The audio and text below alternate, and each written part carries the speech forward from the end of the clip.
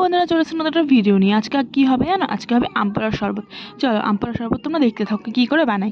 তো আমগুলোকে ভালো করে কষলে কষলে ধুয়ে নিয়ে তেল মাখিয়ে এখন পোড়াবো কাঠের উনুনে। কাঠ জ্বলছিল না, অনেক কষ্ট করে কাগজ ফাগজ দিয়ে জ্বালানো হলো। তারপর আমগুলো দিয়ে দেওয়া হলো। দেওয়ার পর এদিকে ননদ গেছে হলো গ্যাসের মধ্যে মশলাপাতিগুলো নেড়ে চেড়ে নিয়ে বেটে নিল। বেটে টেটে নেওয়ার পরে এবার দেখলাম আমগুলো পোড়া হচ্ছে কি, হ্যাঁ হচ্ছে, ভালোই হচ্ছে। ও বাবা, এটা আবার কি টকলি! যাই হোক, মশলা ফসলা নিয়ে চলে এসছে। এদিকে আমার আম পোড়া হয়ে গেছে। তো আমগুলো ভালো করে বের করে নিলাম, বের করে পরিষ্কার পরিচ্ছন্ন করে নিলাম।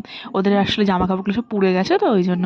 যাই হোক, তারপর নেওয়ার পর এদিকে দেখতে পাচ্ছি চিনির মধ্যে জল দিয়েছে, চিনিগুলো গলে যায় ভালো মতন হয় আর কি, আমার সাথে মিশে যায়। যাই হোক, সব কিছু ফিক্স করে নিয়ে একসাথে ভালো করে গুলিয়ে নিলাম, মশলা টশলা দিয়ে ভালো করে গুলিয়ে নেওয়া হলো। তারপর এখন গুলিয়ে নেওয়ার পর দেখলাম বেশ ভালোই হলো। তারপর বরফ দিয়ে দিলাম কাঁচের গ্লাসে খেতে বেশ ভালোই লাগে। যাই হোক, ভালো করে মিশিয়ে ফিশিয়ে নিয়ে এখন খাওয়ার পালা, চলো খেয়ে দেখি। ও হেব্বি সুন্দর হয়েছে।